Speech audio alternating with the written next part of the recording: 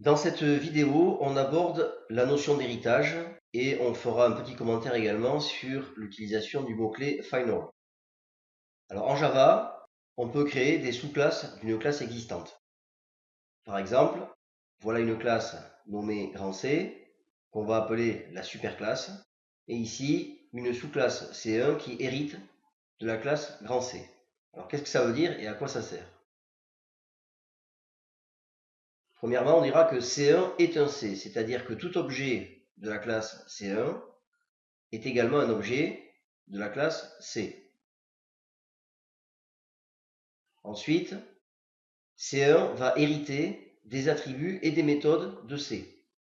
Évidemment, l'intérêt, c'est justement de rajouter des choses à la classe C1 tout en conservant tout ce qu'avait la classe C.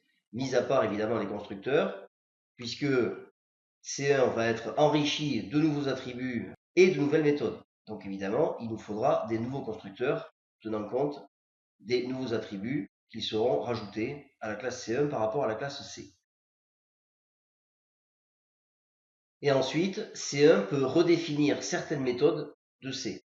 Donc c'est-à-dire garder des méthodes qui étaient ici, mais en changer le contenu de façon à l'adapter avec précision à la classe C1. Alors on peut avoir un héritage sur plusieurs générations. C'est d'ailleurs le principe de Java de faire hériter comme ça des classes les unes des autres de façon à les enrichir. Donc ici, on peut très bien avoir une classe mère C qui a une première classe fille C1 et ensuite encore une sous-classe C'1. Donc C'1 hérite de C1 qui elle-même hérite de C. Par contre, la superclasse est unique, c'est-à-dire qu'on ne peut pas avoir une classe C1 qui hérite simultanément de deux classes C et C'. Ça n'est pas possible. Toutes les classes présentes dans Java héritent d'une classe qui est située au sommet de la hiérarchie, qui s'appelle la classe Object, dont on reparlera un peu plus tard. Alors comment déclarer une sous-classe? La sous-classe va se déclarer comme une classe habituelle, ici, avec son nom, précédé du mot-clé classe et du droit d'accès soit public soit autre. Et ensuite, pour préciser que c'est une sous-classe d'une autre classe, on va mettre extends et on va mettre ici le nom de la superclasse et ensuite, comme d'habitude, les instructions entre accolades. Alors les droits d'accès, un petit rappel. Donc private, ça veut dire que on ne peut accéder qu'à l'intérieur de la classe. Ensuite, on a vu public qui permet d'accéder partout. Et ensuite, on a ici un nouveau mot-clé protected, donc qui permet un accès de l'intérieur de la classe, de l'intérieur des sous-classes de cette classe et de l'intérieur de toute classe qui appartient au même package. Alors pour nous, pour l'instant, on a vu qu'on n'avait qu'un seul package qui s'appelle le package par défaut, donc c'est pas très intéressant pour nous. Enfin, c'est à savoir pour la suite. En ce qui concerne les constructeurs, la déclaration est la suivante. D'abord, on va s'occuper de récupérer les paramètres de la superclasse. Pour ça, dans le constructeur, à la première ligne, on mettra le mot-clé super suivi des paramètres du constructeur de la superclasse à initialiser. Et ensuite, simplement, on s'occupera d'initialiser les champs propres à la sous-classe. En ce qui concerne les redéfinitions de méthodes, on parle de méthodes spécialisées. Donc j'ai ici par exemple toujours ma superclasse C qui possède une méthode qu'on va appeler méthode par défaut et ici son héritière la sous-classe C1 qui a la méthode par défaut mais qui a été spécialisée, donc qui est la méthode spécialisée correspondante à la méthode par défaut.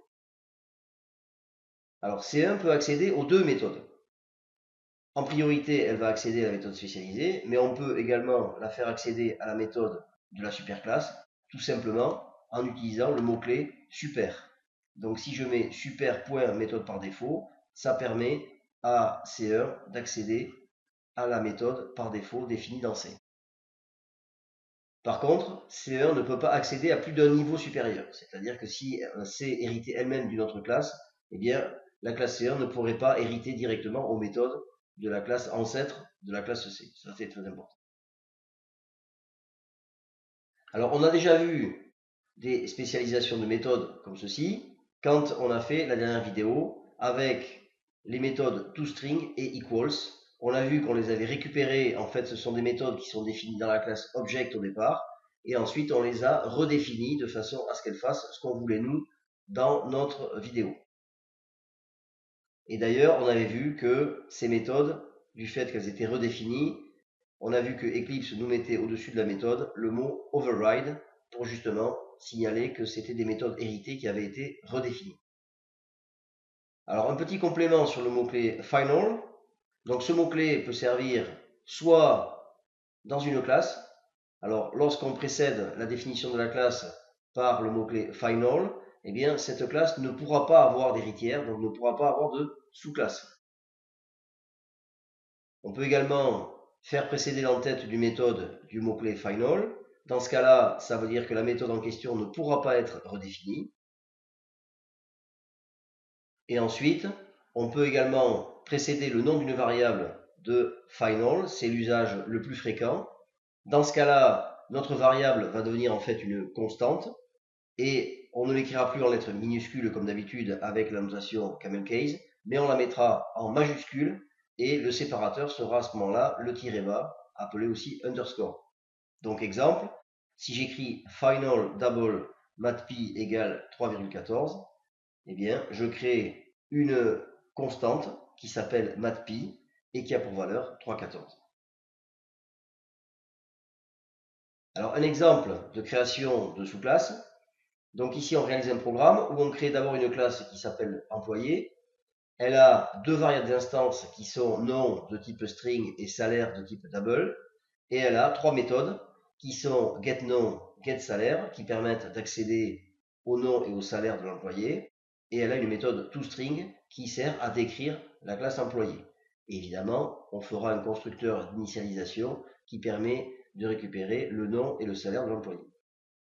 Ensuite, on a une deuxième classe qui hérite d'employé, qui, elle, en plus, a un attribut supplémentaire, une variable d'instance supplémentaire, qui est prime de type double. Elle a ensuite une nouvelle méthode getPrime qui permet d'accéder à la valeur de la prime. Ensuite, elle redéfinit la méthode getSalaire en intégrant la prime dans la valeur du salaire. Et ensuite, elle redéfinit également la méthode toString de façon à décrire la classe cadre en tenant compte de cette prime. Ensuite, dans la classe principale, on va créer un tableau dynamique, donc un ArrayList, dans lequel on va mettre trois enregistrements qui sont ici. Employé Jean Dupont, etc. Employé Janine Renard et cab Serge Petrovic. Et ensuite, on va demander dans la classe principale d'afficher à l'aide de la méthode toString les différents enregistrements pour voir un petit peu ce que cela donne. On va maintenant dans Eclipse. Alors toujours dans le dossier Prog Eclipse.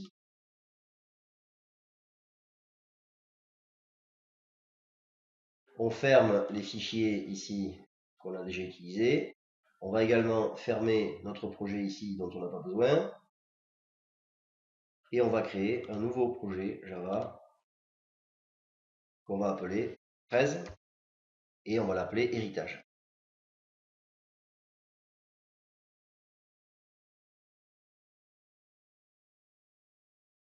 On va maintenant créer dans le dossier SRC une première classe employé.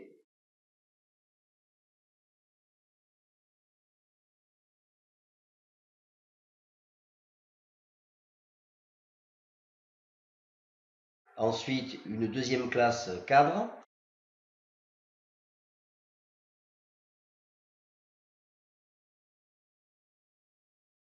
Et enfin, une troisième classe qui sera la classe principale fraise.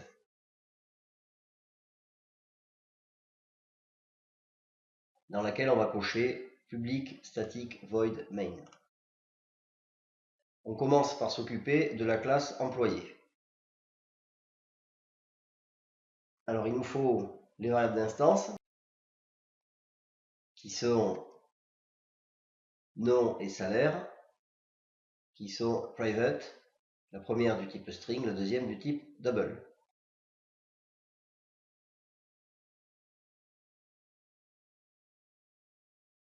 Ensuite, il nous faut un constructeur d'initialisation.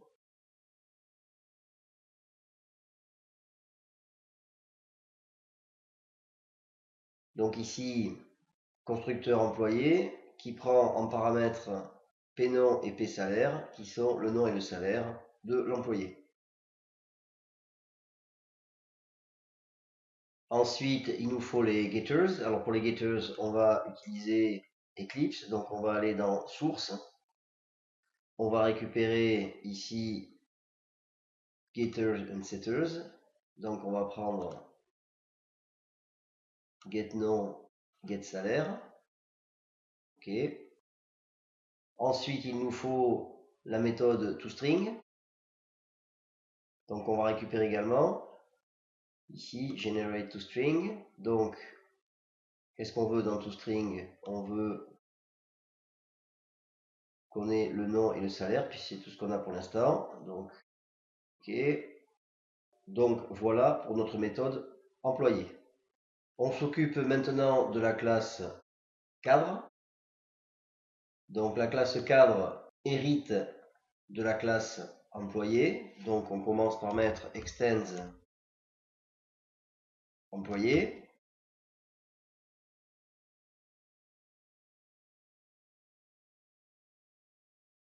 Alors ici on constate qu'Eclipse nous marque une erreur.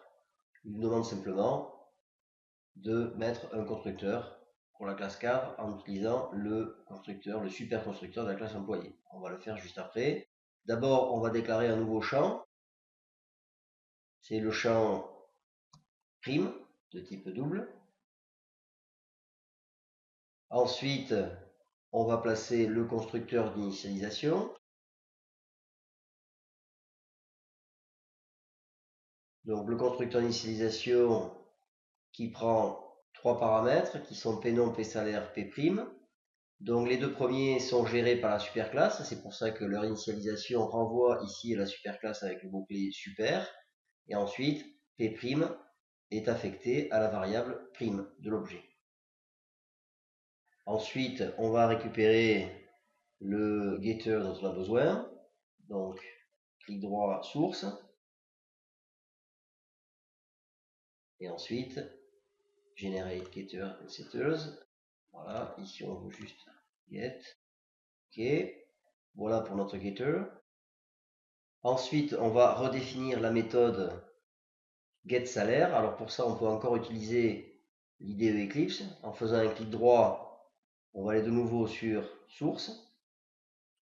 Et ici, on constate qu'on nous propose plusieurs choses, dont Override Implements Method. Donc je clique dessus, et vous voyez qu'ici, il me propose différentes méthodes de la superclasse employée que je peux donc redéfinir. Alors moi, je vais redéfinir la méthode getSalaire et la méthode toString. Voilà, donc vous reconnaissez bien le mot override, qui veut dire qu'on les a redéfinis. Ici, on va enlever les commentaires habituels. Donc ici, on va récupérer le salaire de la superclasse et on va simplement ici ajouter plus la prime. En ce qui concerne la méthode string, on va la réécrire. Donc on va enlever ceci et on va remplacer par une chaîne de caractères qui nous dit cadre, alors donne le nom. Alors vous voyez ici que le nom, on va le récupérer avec le getNown qui est donné dans la superclasse. Mais par contre, le salaire, vous voyez qu'ici, il est récupéré directement dans notre objet, this étant l'instance courante. Il nous reste maintenant à compléter la classe principale. On peut sauvegarder ces fichiers.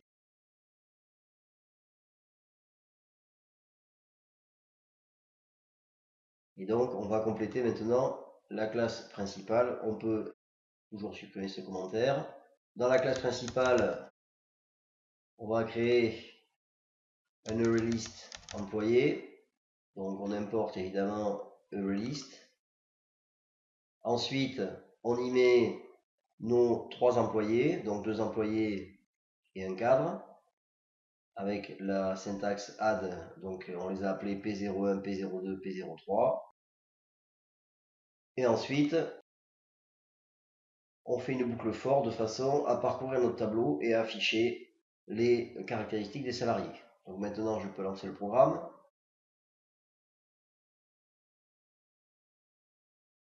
Je constate qu'il m'affiche bien employé, employé et cadre. Donc ça veut bien dire qu'ici, il a utilisé la méthode toString d'employé, alors qu'ici, il a utilisé la méthode toString de cadre. Donc on a bien cette redéfinition de la méthode toString qui a fonctionné.